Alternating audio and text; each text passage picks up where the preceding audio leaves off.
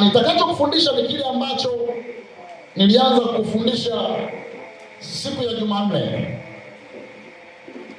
Nilianza kufundisha siku ya Jumanne ambapo nilifundisha kitu tusoma kinachosema umuhimu wa kuwa na baba wa kiroho. Umuhimu wa kuwa na baba wa kiroho ndio jambo ambalo tulianza kujifunza siku ya Jumanne. Na katika somo hili kuna mambo makuu matatu. Tuliangalia maana ya baba wa kiroho na tukaangalia vipengele vya sifa za baba wa kiroho, na baadaye nikakwambia utahitimisha kwa faida za mtu kuwa na baba wa kiroho. Kwa tuliangalia tukasema baba wa kiroho anaweza kuwa baba kwa namna ngapi? Kwa namna mbili. Namna ya kwanza tulisema ni baba aliyekuzaa, yaani ni baba wa kiroho kwa sababu amekuzaa kiroho. Namna ya pili tulisema ni baba kwa sababu ya malezi ya kiroho yanayopelekea vitu fulani kuzalishwa ndani yako. Amen. Na nikafundisha kwamba si kila mchungaji ni baba, na nikafundisha kwamba hata ndani ya kanisa sio watu wote ndani ya kanisa ni wana wa kiroho. Kuna watu wanaweza wakawa ndani ya kanisa lakini sio watoto wa kiroho, ni waumini. Kwa hiyo inaweza ikawa mahusiano kati ya mchungaji na muumini. Kuna mahusiano ya mchungaji na muumini, lakini kuna mahusiano ya baba wa kiroho na mtoto wa kiroho. Bwana Yesu asifiwe. Kwa hiyo waumini wengi wamekuwa makanisani lakini rohoni hawana malezi ya kiroho, na ndio maana wanaweza wakakabiliana na changamoto nyingi ambazo hazina majibu pasipo mahusiano yoyote na baba yao. Hana malezi ya kiroho, ni muumini tu wa kanisa, na muumini mzuri ambaye analijua kanisa lake, taratibu za kanisa lake, ibada za kanisa lake, lakini hana mahusiano ya mtoto na baba katika roho. Bwana Yesu asifiwe.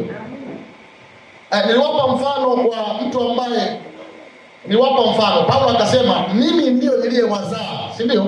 Niliyewazaa kwa Injili. Manake anaweza akakuhubiri ukaokoka, akawa baba yako wa nini? Ndio keja nako hata wewe unaweza kuwa baba wa kiroho. Mwambie tena. Unaweza ukamhubiri mtu mpaka akakubali, akapiga magoti, ukampa sala ya nini? Ukampa sala ya toba. Manake umemzaa kinini? Umemzaa kiroho.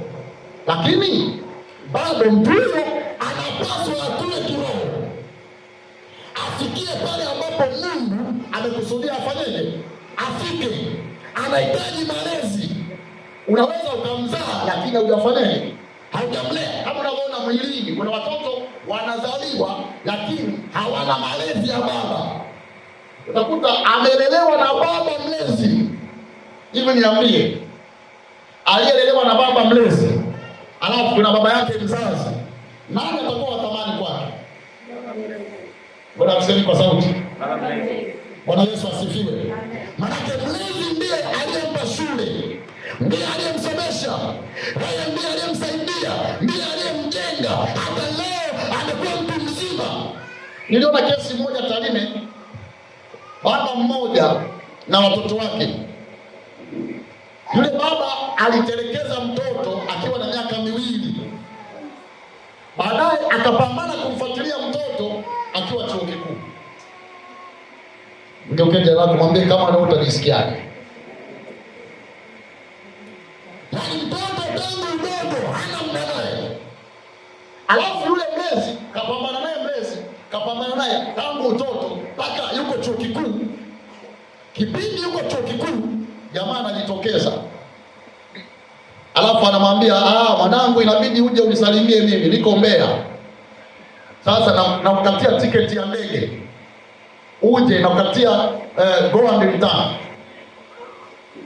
Mtoto hajawahi kupanda ndege, na kuambia sasa ana hamu akapanda ndege. Mtoto kapata mchumba, anambia hamna shida, mimi nina kila kitu, mlete huyo mchumba wako. Mtoto anapeleka mchumba kwa yule nani? Kwa yule baba yule, kwa sababu yule mzazi wangu huyu. Kamtelekeza yule mzazi aliyemlea. Amen. Bwana Yesu asifiwe sana. Ndio kile anapoambia ndoa haikufika popote. Unadhani kwa nini haikufika popote? Ni kwa sababu alimdharau yule baba yake aliyemlea tangu utoto na kumsaidia tangu utoto hadi pale alipofikia. Maana baba kazi yake akutoe chini akupeleke wapi? Akupeleke juu.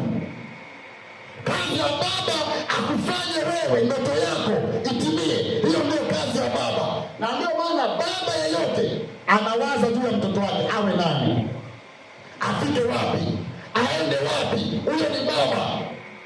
Sasa kiroho pia hata mchungaji ambaye sio baba, mchungaji ambaye sio baba, mahusiano yataisha tu. Amekuhubiri vizuri, ukatoa sadaka na michango, ukaenda, hana vision, hawazi juu yako. Unatoka wapi, unaenda wapi, unapaswa uende wapi, hayo mawazo hayapo.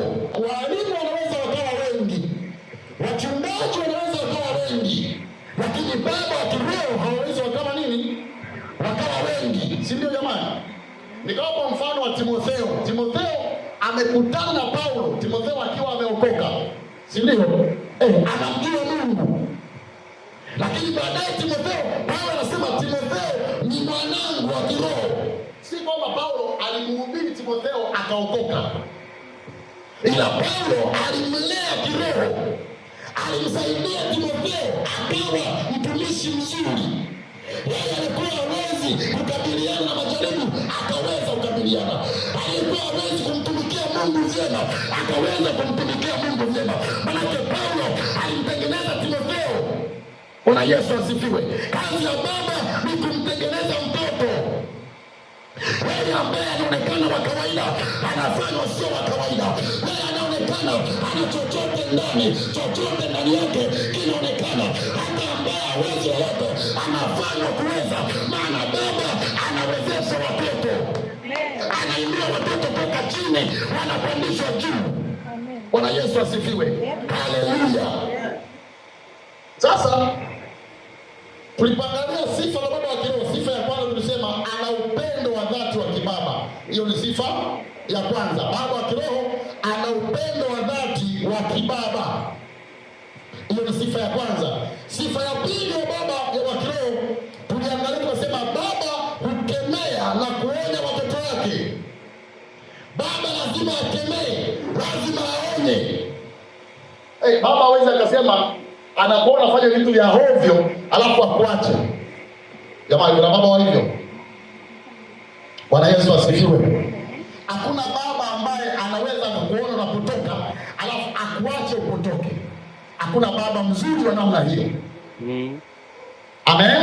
Amen. Bwana Yesu asifiwe.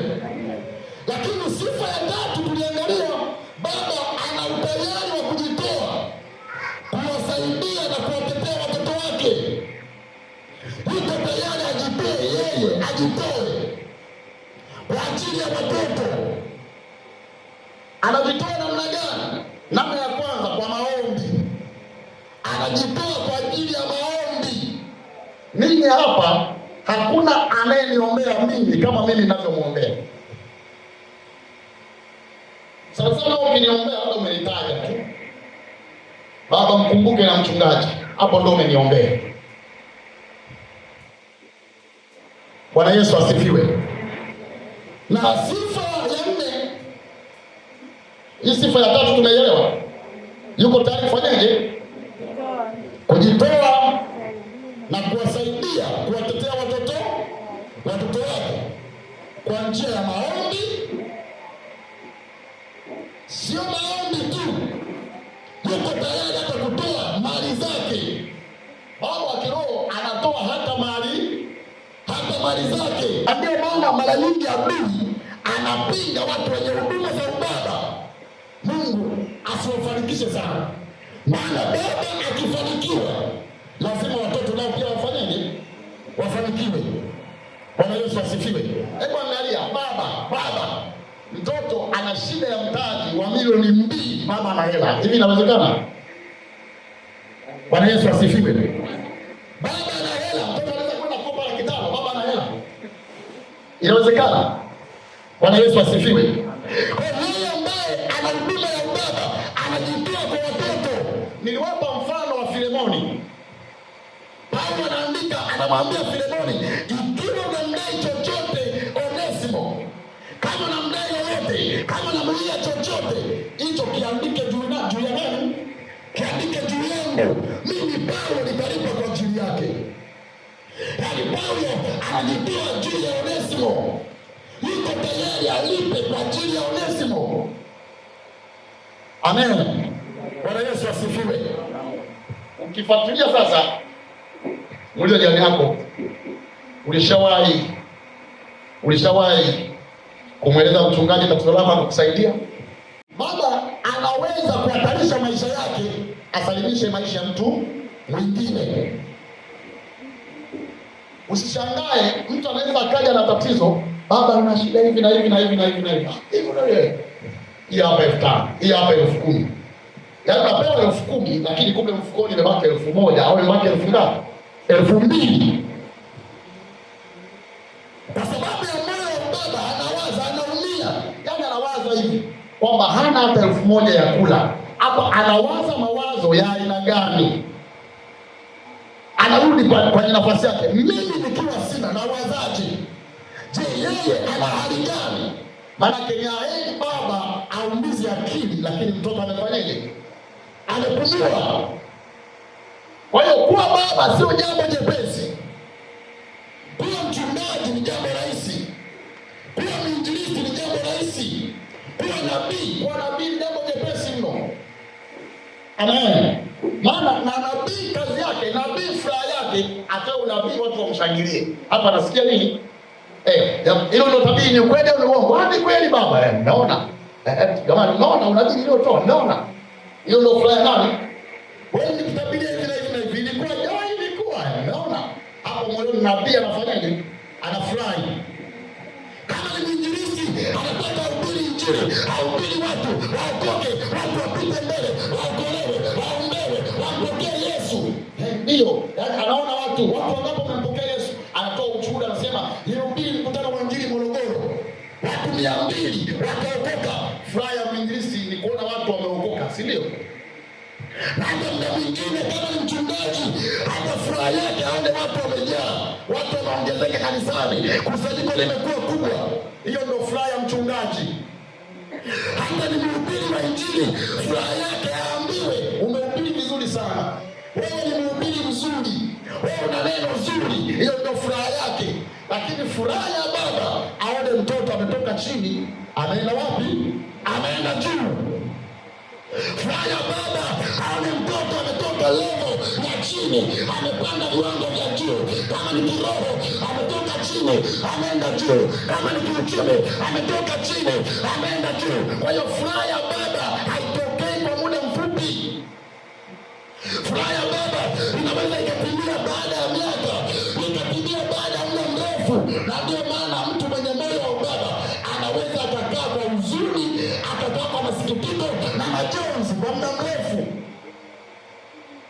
Watu wengi tu wanaitwa baba mchungaji, baba kwa sababu tu amekuwa baba mchungaji, lakini huduma ya ubaba ndani yake haipo. Mwangalie jirani yako, muulize wewe ni mtoto au ni muumini? Namba 4, andika. Hii ni sifa ya 4 ya baba wa kiroho. Andika utayari wa kufurahi kuona watoto wanainuliwa zaidi yake. Utayari wa kuona, utayari wa kufurahi kuona watoto wanainuliwa zaidi yake. Baba ana sifa ya kuwa tayari kuona watoto wake wanainuliwa zaidi, wanaenda mbali zaidi. Hiyo ni sifa ya baba. Hey, haleluya. Hebu muangalie jirani yako, muulize hivi, unataka watoto wako waishie ulipoishia? Anasemaje?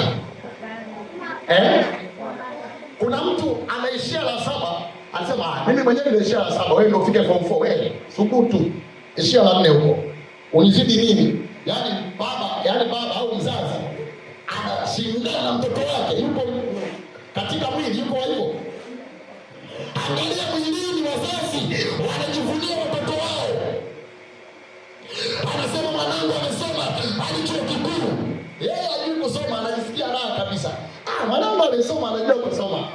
Yaani aumii. Ushaona mzazi hajui kusoma anaumia. Yaani mwanangu anajua kusoma amenizidi. Anaumia moyoni. Kama unavyoona mwilini, hata rohoni ni hivyo. Mtu ambaye ni baba wa kiroho, furaha yake aone watoto wanaenda mbali zaidi, aone watoto wanafanikiwa zaidi, aone watoto wanafanya vyema zaidi.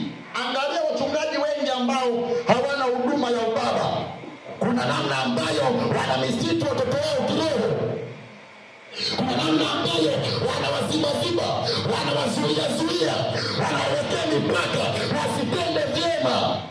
Hata ikitokea mtoto amepewa nafasi ya kuhubiri, akahubiri vizuri, yaani akahubiri mpaka watu wakisema tumebarikiwa. Huyo mchungaji moyo unafanya nini? Kwa umebarikiwa kuzidi mimi ninavyohubiri, sijipangii tena.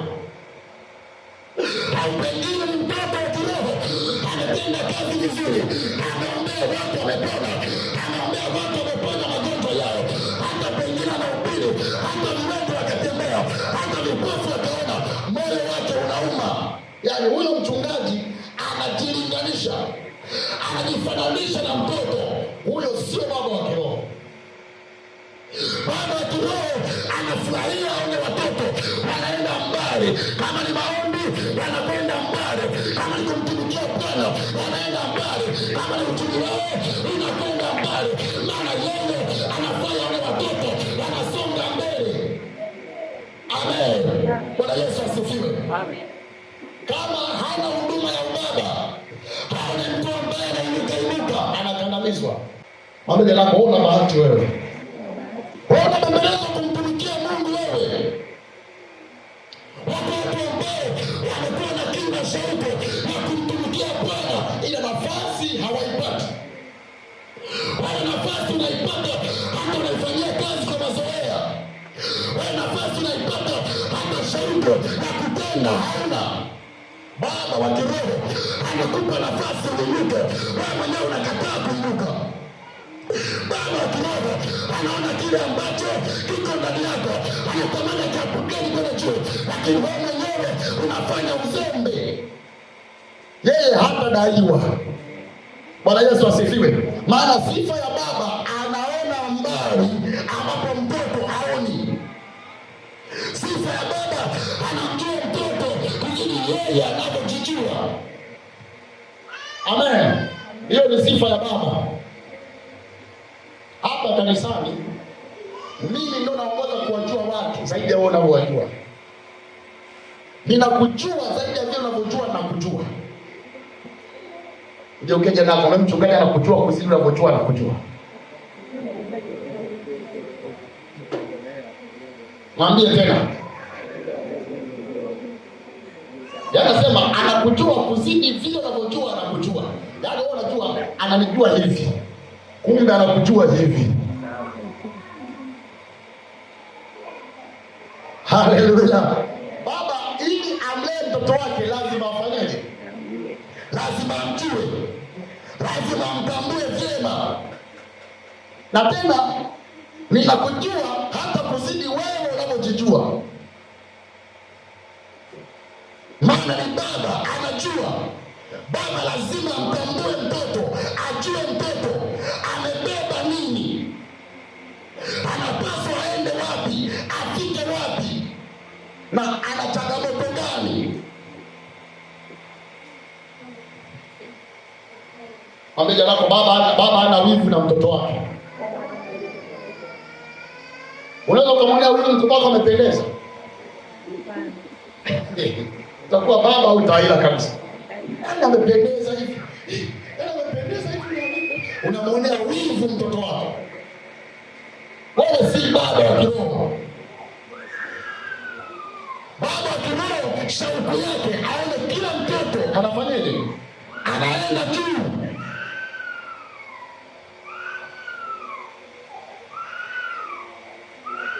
Kama ambavyo unawaza juu ya mtoto wako uliyemzaa, baba wa kiroho anawaza juu ya watoto wake. Bwana Yesu asifiwe. Amen. Haleluya. Amen. Nini? Ngoja tuendelee. Fungua kitabu cha Wafalme wa Pili. Wafalme wa Pili, haraka, Wafalme wa Pili 9. Hapo baba akamwambia nani? Akamwambia mwanae. Baba akamwambia mtoto. Soma. Omba kwangu lolote utakalo nikutendee. Omba kwangu lolote. Jamani, hii hapo anamwambia muombe Mungu. Bwana Yesu asifiwe. Kuna watu wanafeli kwenye kanuni za kiroho maana hawajui kanuni ya ubaba. Hapo ndipo adui amewaweza wengi kiroho. Elia anamwambia Elisha, omba kwangu lolote utakalo. Utafanyaje? Utafanyaje? Utalipata. Bwana alimwambia muombe Mungu lolote. Bwana Yesu asifiwe. Endelea kusoma. Kabla sijaondolewa kwako. Ndio, anamwambia omba lolote kabla sijafanyaje? Kabla sijaondolewa kwako. Yaani unao nafasi ya kumwomba baba kabla hajafa. Amen.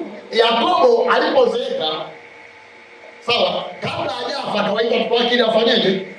Ili awabariki kabla hajafa, kabla hajaondolewa. Isaka pia alipozeeka kabla hajaondoka, akamwambia mwanae, nenda fanya hivi nikubariki. Lakini tamke jambo lolote ambalo unahitaji jema nikufanyie kabla sijafanyaje? Kabla sijaenda. Bwana Yesu asifiwe. Sasa Elia anamwambia Elisha, omba lolote utakalo kabla sijafanyaje? Kabla sijaondolewa. Endelea kusoma. Elisha akasema. Elisha mtoto wake wa kiroho akasemaje? Nakuomba ndio maradufu ya roho yako na iwe juu yangu. Nakuomba sehemu maradufu ya roho yako iwe juu.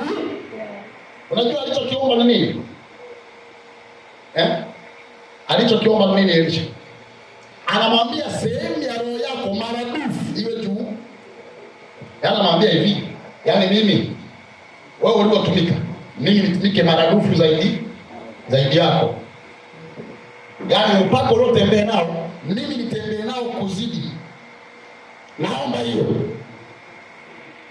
Anamwambia naomba nikuzidi kiroho, yaani mimi nitende maajabu zaidi yako. Naomba kama ni upako nitembee nao zaidi yako. Kama ni miujiza nitembee nao zaidi yako. Hicho ndicho alichoomba. Bwana Yesu asifiwe. Muulize jirani yako, mtoto wa jirani yako akikwambia naomba uniruhusu mimi nyota yako niwe tajiri ing'ae kwangu maradufu kuzidi wewe. Muulize mtoto wa jirani yako, utakubali?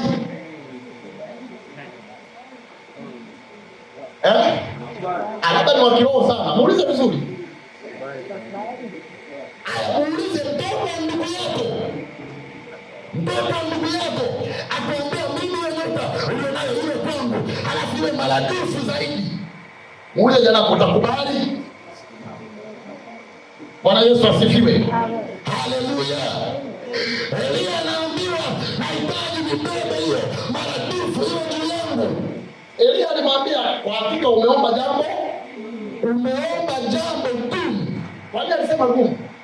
Alisema gumu kwa sababu watu wengi wanataka wawe wa pekee. Watu wengi wanajitambulisha na kujinasibu kwamba wao ni wa pekee tofauti na watu wengine. Na kila mmoja ana silika ya kutaka kuonekana yeye yuko juu zaidi ya watu wengine. Yesu asifiwe. Haleluya. Lakini nabii Elia alimwambia ukiona limeondolewa litafanyaje? Utakuja juu yako. Amen. Hivi Elia alikuwa anamzaa kwa mwili Elisha? Bwana Yesu asifiwe sana. Leo kuna wachungaji ambao hata kwa habari ya baraka za Roho anang'ang'ana mtoto wake ndiye alithi jambo fulani. Amjaona migogoro leo imekuwa mikubwa. Wakukuja anakuwa rais. Yaani kama ni askofu anapambana mtoto wake ndiye alithi mikoba ya uaskofu. Anapambana huduma ilithiwe kwa habari ya mwili. Kanuni za Roho zinakataa. Kanuni za Roho zinasema watu ambao wamezaliwa rohoni, wanaelekea rohoni, ni watoto wa Roho, wana vigezo vya kubeba baraka hizo, wana vigezo na vinasaba vyote vya kubeba baraka hizo. Hata tamko likitoka juu yao wanabeba vyote, maana wao wamezaliwa katika Roho. Bwana Yesu asifiwe. Haleluya. Nabii Elia anamwambia omba lolote, na akaomba na ikawa. Unaambiwa hivi, Elia alipopanda tu gari moto lilipomchukua Elisha, wanamwangalia leo atavukaje, maana jamii yote ilimjua Elia, haikumjua Elisha. Leo atavukaje huyo, atarudije huyo? Watu wanamwangalia Elisha vile ambavyo atafanya. Nabii Elisha anabeba nguo za bwana wake, anapiga maji yanagawanyika, anavuka kwenye maji. Watu wanamshangaa, wanasema je, Elisha amepata nguvu hii wapi? Mbona Elisha amekuwa sio wa kawaida tena? Walimheshimu Elia, sasa heshima inahamia kwa nani? Inahamia kwa Elisha. Bwana Yesu asifiwe. Haleluya. Pamoja nako ni raha kuwa na baba wa kiroho. Baba anafurahi kuona mtoto afanyaje? Anainuka zaidi. Hebu andika neno hili, nikupe mfano mwingine. Andika Musa hakufika Kanaani, ila mtoto wake wa kiroho Joshua alifika. Baba wa kiroho anakuwa tayari mtoto ayafanye yale ambayo yeye hajayafanya, ayatimiza yale ambayo yeye hajatimiza. Yale ambayo yeye yalimshinda mtoto ayafanyaje? Mtoto ayafanye. Sasa adui anawapiga ngwala watu wa Mungu, anawapiga mieleka watu wa Mungu. Yaani mtoto akijiona ana vinasaba fulani vya kitofauti, anaanza kumdharau nani? Anamdharau baba yake. Anahisi mimi ni wa pekee zaidi ya nani? Zaidi ya baba. Yaani kama ambavyo Joshua anaona Musa amefeli kuwapeleka Israeli Kanaani, ila yeye kabeba mikoba akawapeleka na Kanaani akaingia, na nchi ambao baba yake hajaingia yeye ameingia. Kwa hali ya mwilini anajiona mimi ni wa thamani zaidi ya Musa. Nikuulize swali, hivi mbele za Mungu Joshua alikuwa wa thamani zaidi ya Musa? Bwana Yesu asifiwe. Haleluya. Angalia sifa ambazo Mungu anampa Musa, angalia vile ambavyo Mungu anazungumza na Musa. Lakini Musa anakuwa maeneo fulani, Mungu anamwambia wewe hautafika pale. Ila mwanao wa kiroho huyo Joshua ambaye umemlea vyema kiroho, ambaye umemlea vyema katika neno, yeye ambaye umepanda roho yako ndani yake, yeye ataenda, yeye atavuka, yeye atafika, maana yeye ni mwanao wa kiroho. Ngoja nikwambie, Joshua angekata mawasiliano akamdharau Musa, lile ambalo Mungu aliweka ndani yake lisingefika. Bwana Yesu asifiwe. Haleluya. Kama Joshua angekata ule ubaba, angemdharau baba yake, na yeye asingefika Kanaani. Wangapi tunaelewana? Bwana Yesu asifiwe.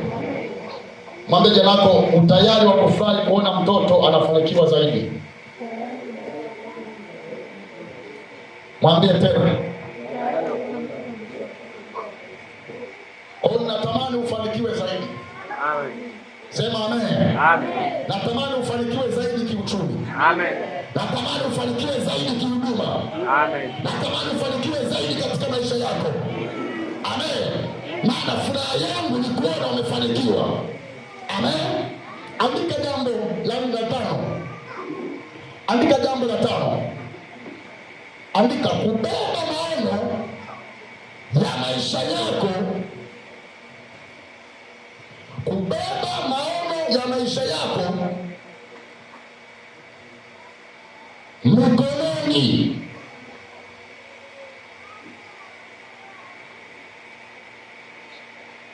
Kubeba maisha yako, kubeba maono ya maisha yako mikononi. Yaani baba wa kiroho haishii tu kuzingatia mambo ya kiroho, haishii tu kuzingatia maisha ya kiroho. Baba wa kiroho haishii tu kuona kwamba umeokoka, umejazwa Roho Mtakatifu, unajua maombi, akaishia hapo. Haishii hapo, anaingia mpaka ndani kabisa ya maisha yako. Amen. Ngoja nikwambie, baba wa kiroho ni zaidi ya mchungaji. Anaingia mpaka katikati ya ndoa yako, na huwezi kusema mbona unaniingilia. Anaingia mpaka ndani ya ndoa yako. Bwana Yesu asifiwe. Ana uwezo wa kukuhoji, hivi wewe mume wako wewe unampikia, wewe unamfulia nguo, wewe unamnyoshea pasi? Mchungaji hawezi kufanya hivi, hawezi kukuhoji. Ana uwezo wa kukuhoji. Je, tendo la ndoa unampa mara ngapi kwa wiki?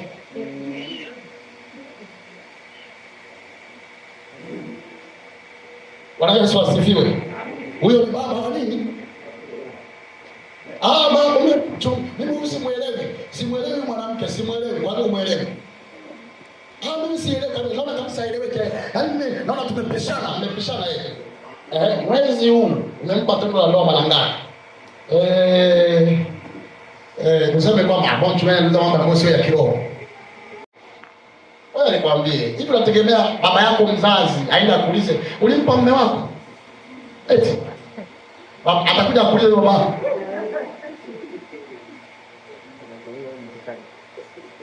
Mama yako atakuja kuuliza. Bwana Yesu asifiwe.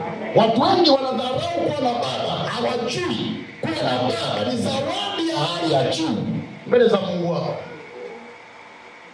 Ngoja nikwambie, hata wakati mwingine unaweza ukampelekea mama yako makosa. Ukamwambia mama, yaani kwa kweli huyu mwanaume ni bogus.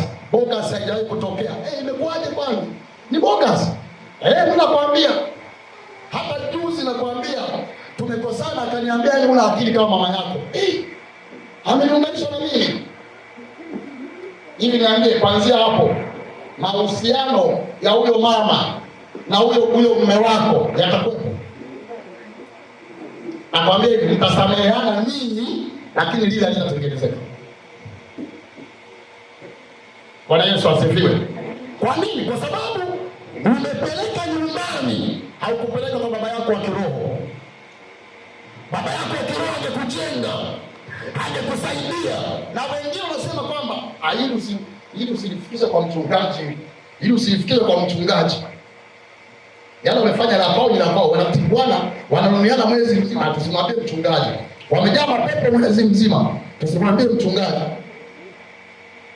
Mchungaji anakuja kupata surprise. Nimepangisha kachumba kangu sehemu fulani hivi na hivi na hivi. Haeleweki, wapagani wakubwa. Amen. Bwana Yesu asifiwe.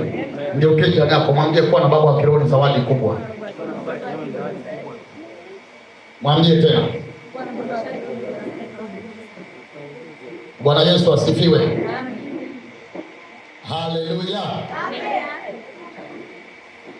Yaani baba wa kiroho ni zawadi. maana una mtu ambaye unaweza ukamwambia mambo ambayo yanasibu maisha yako, na akija akikufuata alafu anze kielele kwamba anaingilia maisha yangu, anaingilia maisha, utakufa na wewe udhaifu wako. Anaingilia maisha yangu, hajui mipaka yake. Mchungaji ana mipaka. Baba anaingia mpaka wapi? Anaingia mpaka ndani. Sasa ukiona mtoto ambaye akiona baba anaingia ndani, ni sio mtoto, ni nani? Ni muumini. Kwa muumini hahitaji kuingiliwa ndani. Mimi mipaka bana hivi na hivi, heshimike hivi, yaani na privacy zangu. Maana muumini anahitaji ahubiriwe, aondoke. Matatizo ni yake na Mungu, apigwe ni yeye na Mungu, baba aingilika. Na ndio maana waumini wengi wanataabika, wanateseka, maana waumini wengi ni mayatima kiroho. Mnafahamu yatima? Bwana Yesu asifiwe. Yatima wa kiroho ni mtu ambaye anatangatanga njiani, amepata mkate amekula, anatangatanga mtaani, anapigwa, anaolewa, ana msaada, ana mtetezi, ana kumweleza, maana yeye ni yatima. Yatima ni mtu ambaye anajawa na mawazo mengi, hana pa kuyapeleka. Huyo ni yatima wa kiroho.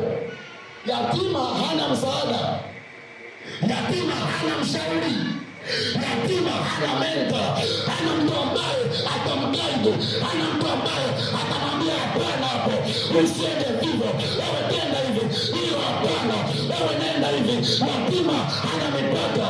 Yatima amue kutangatanga mtaani mpaka saa 8 za usiku, hatatangatanga. Lakini wewe mwenye wazazi hawezi tangatanga hata saa 8 za usiku, maana tu baba hataki, baba anahitaji niwawe, baba anahitaji nifanye hivi, maana mtoto ana guide ambazo anagaidiwa zifuate. Bwana Yesu asifiwe. Haleluya. Ndio jirani yako, muulize wewe ni muumini au ni mtoto? Amesemaje? Twende namba 6. Namba 6, andika mahusiano ya kichungaji yana ukomo. Ila mahusiano ya ubaba hayana mwisho. Mahusiano ya kichungaji yana ukomo, ila mahusiano ya ubaba hayana nini? Hayana ukomo, hayana mwisho.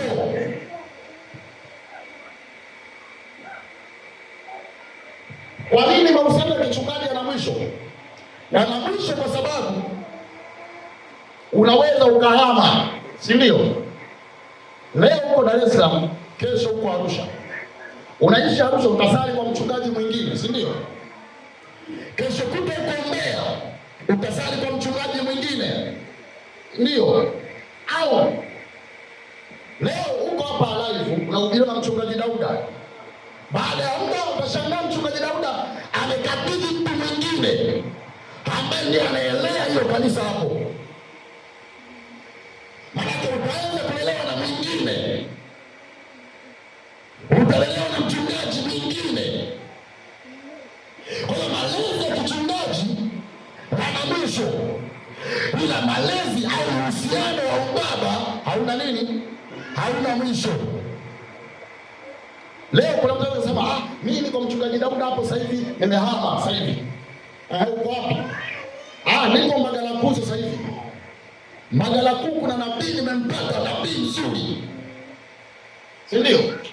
Niko Temeke sasa, nimehamia Temeke, kanisa zuri. Ndio. Muumini anaweza kupata mchungaji popote, maana wachungaji wako wengi, si ndio jamani? Wachungaji ni wengi, manabii ni wengi, walimu ni wengi, ila baba ni wachache. Yeye alina mahusiano ya ubaba, alina mahusiano ya wana na baba. Mahusiano hayo hayavunjiki. Hebu ngoja nikuulize, wewe umezaliwa na mama yako, kuna namna inaweza ikabadilika kama sio baba? Inaweza ikabadilika akiwa mlevi, akiwa mvuta bangi, akiwa kichaa atakuwa mokota makopo, lakini bado haitabadilika. Huyo ni nani? Ni baba mokota makopo. Ndio hanisaidie wote sasa, ila nani? Ni baba. Na maana hivyo hata mtoto hata apotee, bado atabaki kuwa nani? Atabaki kuwa mtoto. Amen. Yaani mtoto, na kufafanulia juu ya mtoto baba na mtoto kiroho. Mahusiano ya baba na mtoto kiroho haimaanishi kwamba mtoto akosei. Jamani, watoto wakosei. Bakola zinapigwa vizuri kabisa. Ukiingia ndani kwangu pale kwenye kona ya friji kuna bakola pale. Ipo. Bakola ya nini? Kwa ajili ya kunyosha watoto wanaofanyaje? Wanaopinda. Si ndio jamani? Bakola sio dhambi jamani. Pale bakola ni dhambi. Sasa mchungaji anachapa. Mchungaji sasa tufanyaje sasa? Kama yule pale alikuwa afanye homework.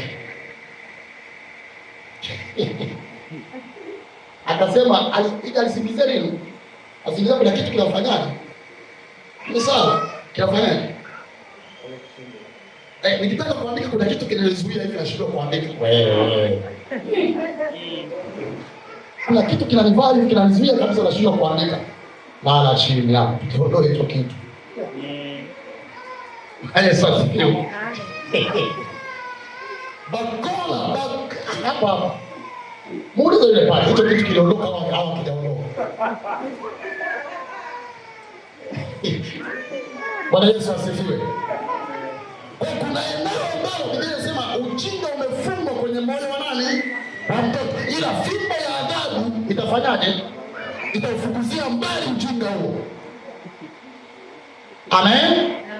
Bwana Yesu asifiwe. Kwa hiyo watoto nao pia wanafanyaje?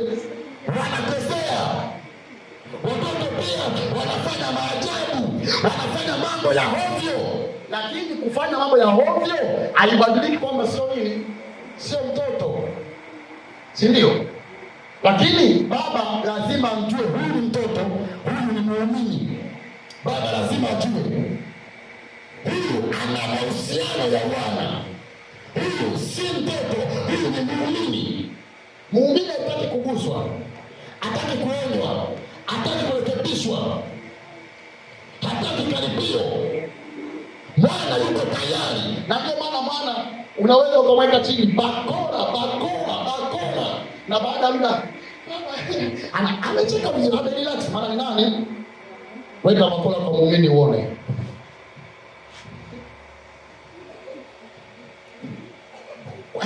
Kabadilika, maana si nani?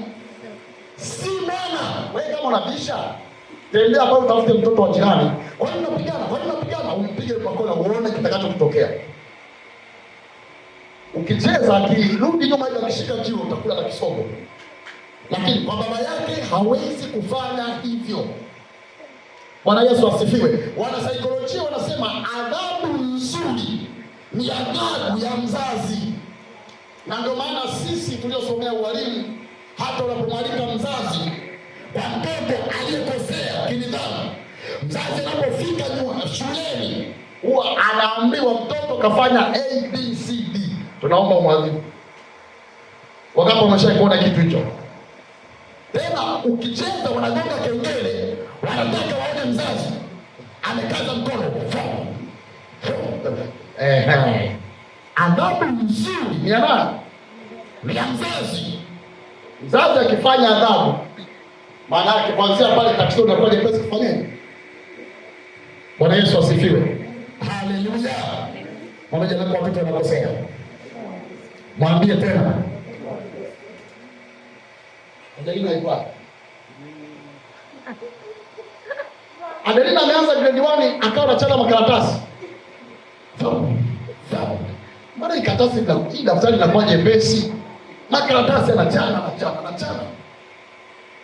Kuja kusearch begi limejaa makaratasi mengi. Sema hamna shida.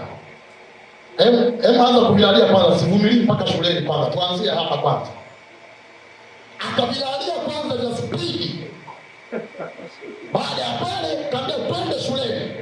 Bahati nzuri amefika shuleni, bado dalili ya kuvilalia inaonekana bado ipo. Sasa huyu tukamshughulikia. Sababu tayari umeshamshughulikia, mwache tu sasa. Mwalimu ameshaona kwamba tayari huyu amenyoshwa. Bwana Yesu asifiwe sana. Kwani madaftari yaliingia mchana ya shuleni yote nini? Mapya vizuri. Bwana Yesu asifiwe sana. Haleluya. Sasa kiroho pia kuna watu hapo wanachana makaratasi hapa. Tukuache uchane makaratasi? Bwana Yesu asifiwe sana. Haleluya. Fikiria, sawa, umeambiwa beba fomu, mpendwa. Kuna fomu hapa. Hii fomu ukichukua ukaenda ukachangisha 1,000 watu 10, ni shilingi ngapi? Ni shilingi 10,000. Mimi kuchangisha siwezi. Nijaibisha hivyo. Basi unaenda mama. Tupatie 10,000.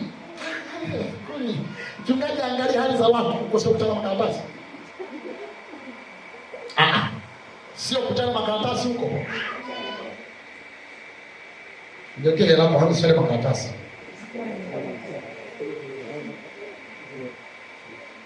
Haleluya. Bwana Yesu asifiwe. Unaambiwa mwanangu fanya hivi ufanye. Yaani unachoagizwa ufanye, unachohubiriwa ukifanye, alafu bado uko vile. Maana unachana makaratasi. Sasa kilichobaki sasa ni kuanza kushughulika na mtu mmoja. Na hicho ndicho Mungu amefanyaje? Ameniambia. Yaani utashughulika na mchungaji wako kwenye kundi, na mimi nitakuwa nakagua yale manani. Nakagua nikaona 5,000 yule mambo ya kiroho ametoka wapi? Kwa mafundisho anayofundishwa na mchungaji nani? Huyo ambaye kila wiki ni 5,000 mlemavu wa kiroho huyu ametoka kwenye mafundisho ya mchungaji nani?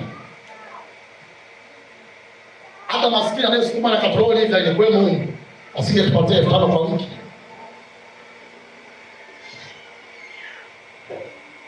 Bwana Yesu asifiwe. Amen. Haleluya.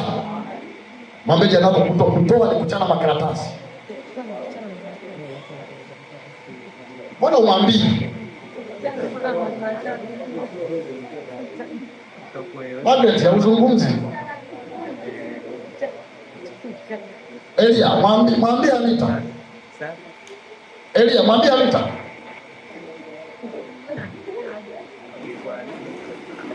Kwa mtaanza kukagua makaratasi yale. Kiongozi niletee fomu yako. Tuone watu namna wanaofanywa. Nikiona kuna mwana pale hajachangia vizuri, lazima ale bakora. Sasa bakora ziko za namna nyingi. Wale kwambie, si bakora za mwilini. Kuna bakora ya onyo kimya, sawa? Ya onyo. Alafu kuna bakora ya kuitwa njoo. Pita mbele. Wametolea hapa. Mimi sijaambia fomu ichukua.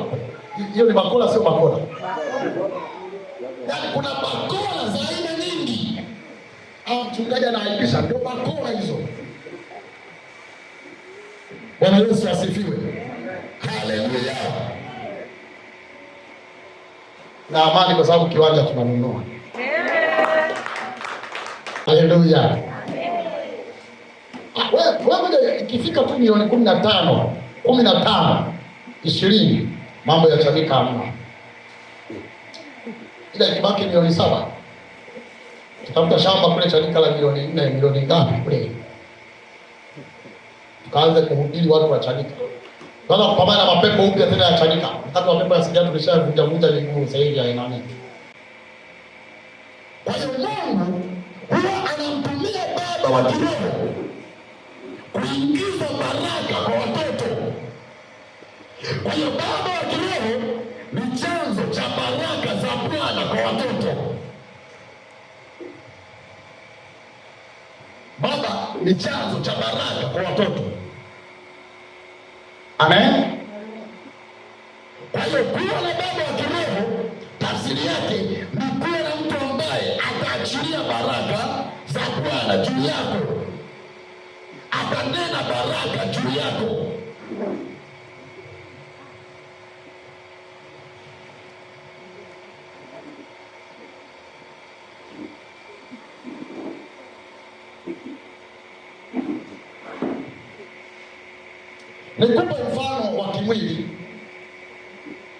Nikupe mfano wa kimwili.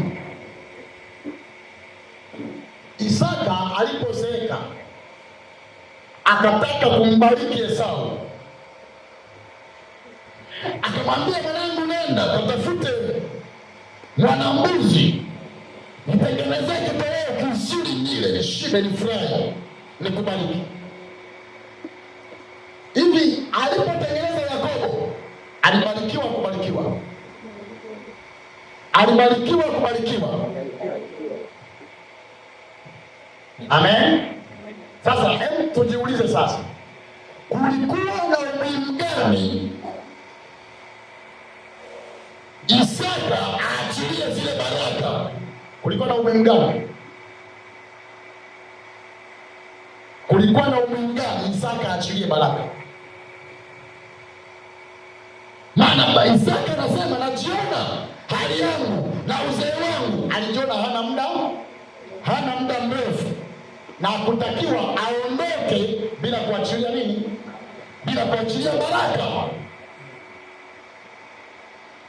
Ona, Yakobo anazeeka, anaona sasa hali yangu hii nilionayo sina muda mrefu. Akawaita wote 12, akaanza kubariki mmoja baada ya mwingine. Kuna umuhimu gani Yakobo afanye hivyo?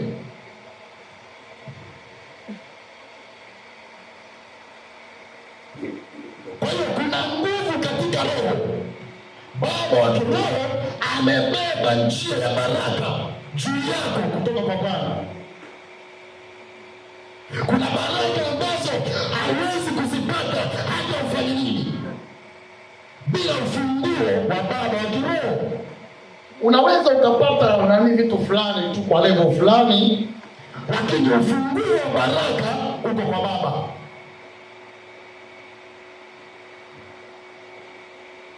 Bwana Yesu asifiwe sana. Na ndio maana Mungu aliachilia mamlaka ya baraka kwa baba au makuhani. Amen. Bwana Yesu asifiwe. Na ndio maana baba wa kiroho anatakiwa awabariki watoto wake, awatamkie baraka watoto wake, ili wabarikiwe, ili wainuliwe. Na ninaposema baraka sizungumzii fedha peke yake. Sawa? Hebu fungua andiko la Hesabu, fungua kitabu cha Hesabu haraka. Nitaishia hapa. Hesabu 6. Hesabu 6 mstari wa 22 hadi wa 26.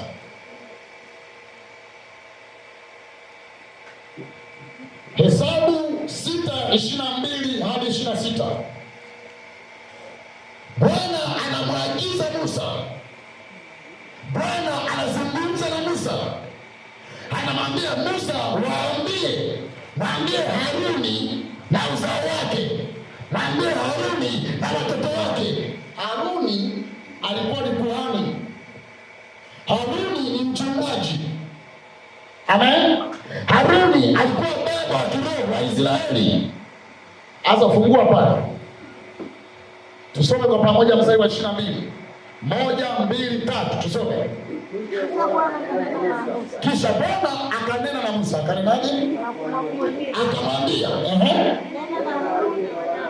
nena na Haruni na wanaye, waambie hivi,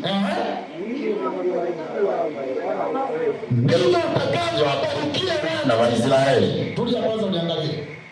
Anayeambiwa kuwabarikia wana wa Israeli ni nani? Baba, ni Musa. Hapo ambaye anaambiwa atafanya kazi ya kuwabariki wana wa Israeli ni nani? Haruni. Tumeelewana? Aliyepokea fungu la 10 ni nani? Ni Musa. Haruni. Umeelewana? Aliyepokea fungu la 10 bado ni nani? Ni Haruni. Anaambiwa Haruni, hivi ndivyo utakavyowabarikia wana wa Israeli. Anaambiwa kuwabariki wana wa Israeli ni nani? Hapo kuna mtu anasema mimi nabarikiwa na Mungu bwana, nabarikiwa na Mungu, si ndio? Kwani Mungu alikuwa wale wana wa Israeli. Sasa hapo tu nini? Anamwambia Haruni awabarikie. Kwa nini? Watu wengi hawajui protokoli za kiroho. Amen. Ulimwengu wa leo una protokoli zake. Mungu anamwambia Musa, mwambie Haruni na watoto wake, hivi ndivyo watakavyowabarikia wana wa Israeli. Yaani Mungu anampa maelekezo namna ya kuwabariki wana wa Israeli. Tuangalie yale maneno sasa aliyowaambia. 1, 2, 3 tusome. Rudia tena hiyo mstari. Bwana akubarikie na kukulinda. Tulia kwanza. Niangalie. Baraka ya kwanza anambia Bwana akubariki na kufanyaje? Na kukulinda. Kwa hiyo ulinzi wa Bwana uwe juu. Yaani kulindwa na Mungu ni baraka. Jamani, ni baraka ndogo hiyo kulindwa na Mungu. Leo ukimwambia mtu Bwana Mungu akubariki na kukulinda, anaona kama kitu cha kawaida. Ulinzi wa Mungu ni baraka ya kawaida, sio ya kawaida. Unapotembea kama ajali ikuja juu yako, Bwana anakulinda, anakuepusha na ajali, anakuepusha na mtego wa adui, anakuepusha na magonjwa, anakuepusha na kesi mbaya, anakuepusha na dhoruba. Bwana anakulinda.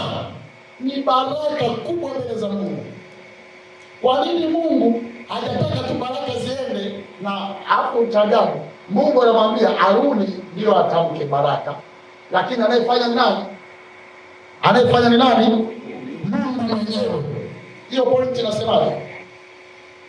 Hiyo point ndio kwambia uandike. Hiyo point ya pili inasemaje? Kupokea baraka. Kupokea baraka.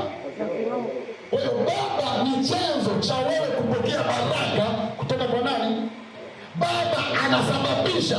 Baba ndiye chachu, ndiye funguo, ndiye chanzo cha wewe kupata baraka kutoka kwa nani?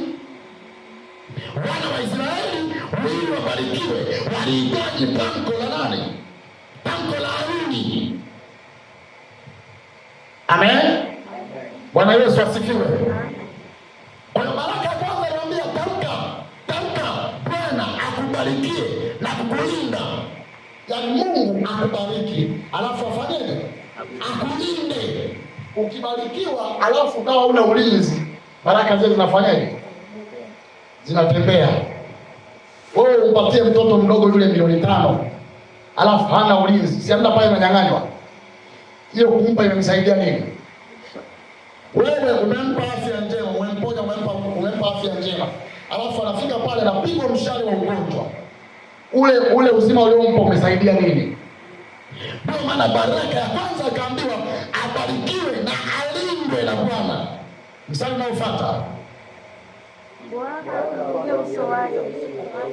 Bwana akufunulie nuru ya uso wake. Na kukufadhili nuru ya uso wa Bwana ikuangalie, ikutangulie, alafu akufadhili. Nini maana ya kufadhiliwa? Bwana mjani usikani, nimepata mfadhili wa masomo ananilipia ada. Nimepata mfadhili kwa yetu, nimepata mfadhili. Amjaye kusikia nini maana ya mfadhili? Ufadhili ni maana yake nini? Kusaidiwa, si ndio? Kusaidiwa. Yaani Mungu akufadhili. Aifadhili biashara yako, aifadhili kazi yako. Mungu akufadhili, alafu nuru yake iwe juu yako. Ile nuru ikiwa juu yako, giza linaondoka. Kama kulikuwa na nguvu za giza zinatoweka. Kama ni nguvu za kwamba biashara yako isionekane, ile nuru inaangaza biashara yako. Maisha yako yataangaza. nuru yako itaangaza, hata nyota yako itaangaza. Hiyo ni baraka. Hiyo ni ya pili. Amen. Ya tatu,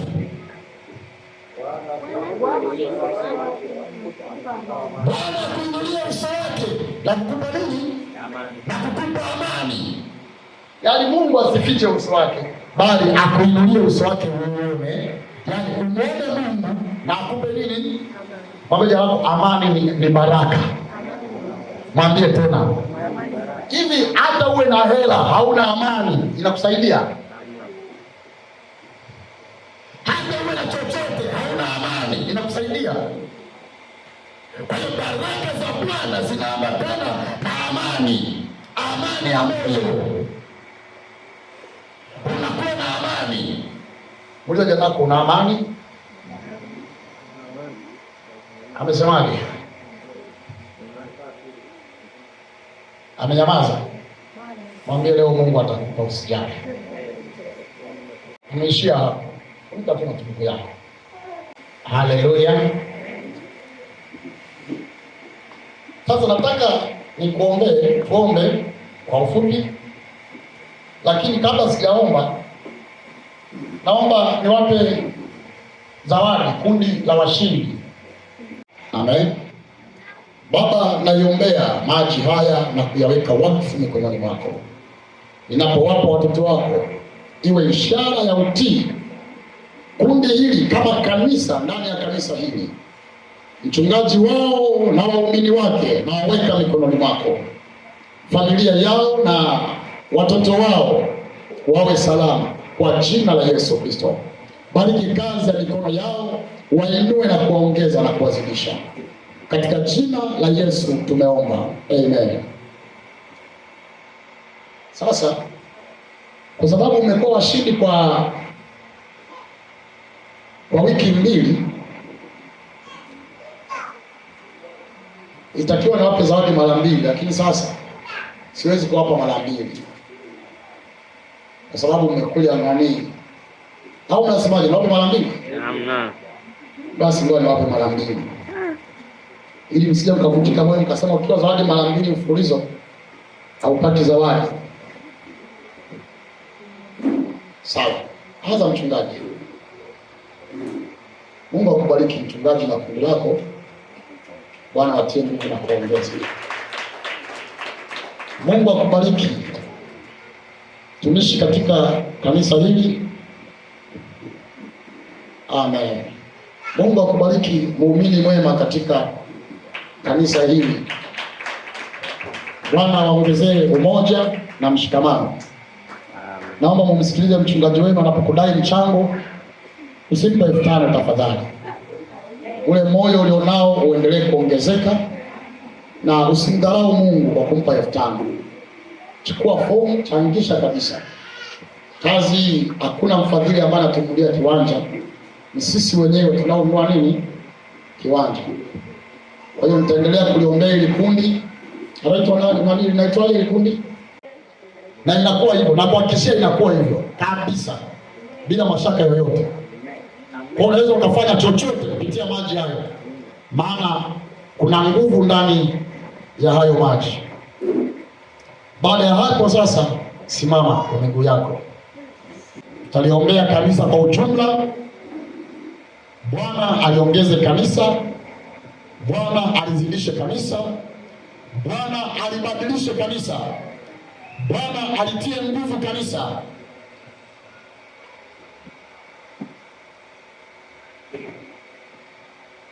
Haya ndio mambo ambayo tutayaombea sana, hasa ndani ya siku 7 za mwanzo. Naposema siku 7 za mwanzo, namaanisha hasa zaidi hizi siku 2 za wiki hii na zile 5 za wiki ijayo. Baada ya hapo tutaongeza mambo mengine. Amen. Basi Mungu akubariki kwa kuyashika hayo mahitaji. Basi simama kwa miguu yako. Sema, Bwana Yesu, niko mbele zako.